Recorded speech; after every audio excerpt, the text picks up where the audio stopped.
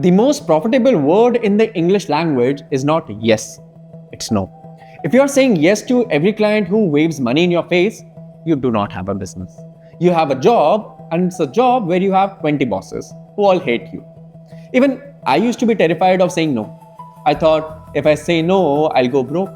But the day I started rejecting 50% of the leads that came to my agency, my revenue didn't drop, it doubled.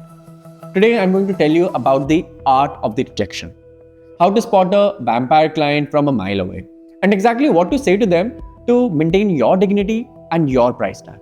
Hi, I'm Pulkit Taneja, and in my agency's Beat the Best and Truly Massive, we get inquiries every day, and we reject most of them. That wasn't always the case. When I started, I had what I call empty fridge anxiety.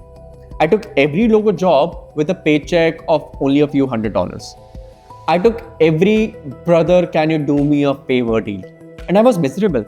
I was burnt out, and ironically, I was broke. Why? Because bad clients actually cost more than they pay.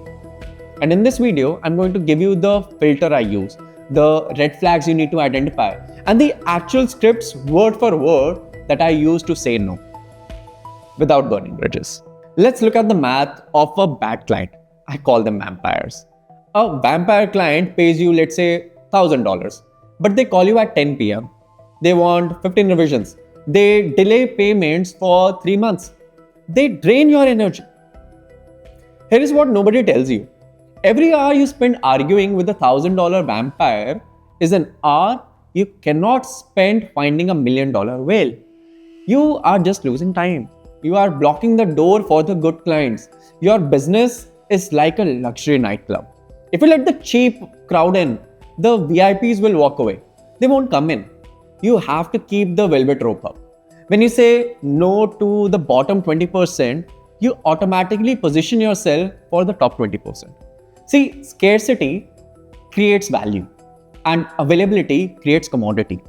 So, how do you spot the vampire even before they sign up with you? Here are the 3 biggest red flags according to me. If I hear these, the meeting is definitely over. Red flag 1. The vampire says, I have worked with 5 other agencies and they all sucked. Well, the translation is, I am the problem. Because if everyone smells like poop, you need to check your own shoe first. As a vendor, you need to run. And run fast. Red flag number 2.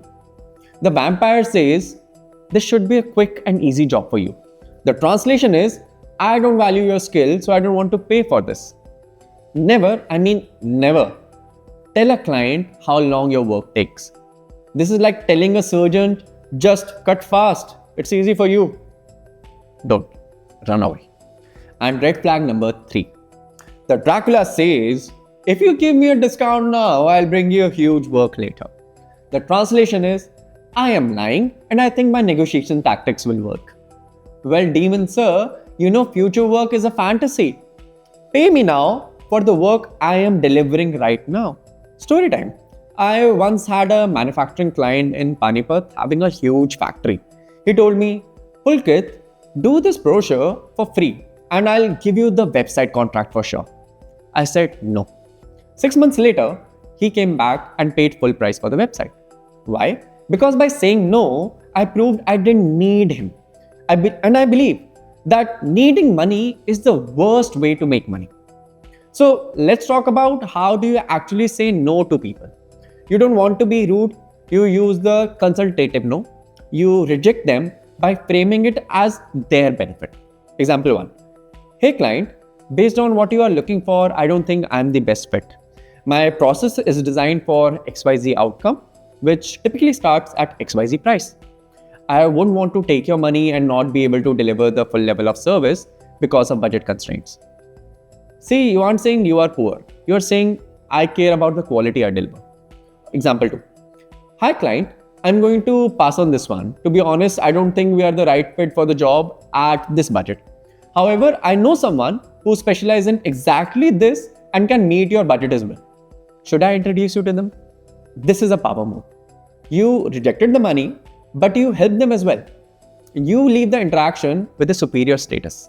And you know what's the magic that happens when you start doing this? It's called the abundance loop.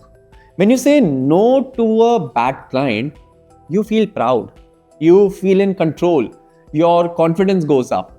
So when the next client walks in, you pitch them with more authority, you charge them double, and because you are confident, they say yes. But if you say yes to the bad client, you feel weak, you feel desperate, and the next good client smells that desperation and walks away. Rejection is a muscle. The more you use it, the stronger your business gets. And I want you to try something this week. I want you to say no to one thing, any one project, one discount request, or one meeting you don't want to take. Just say no and see how it feels. It is terrifying for the first 5 seconds and liberating for the rest of your life. And if you have a horror story about a client you should have said no to, drop it in the comments. Let's share some war stories. I'm Pulkit Taneja. If this helped you, share it with a friend who is undercharging. I'll see you in the next one.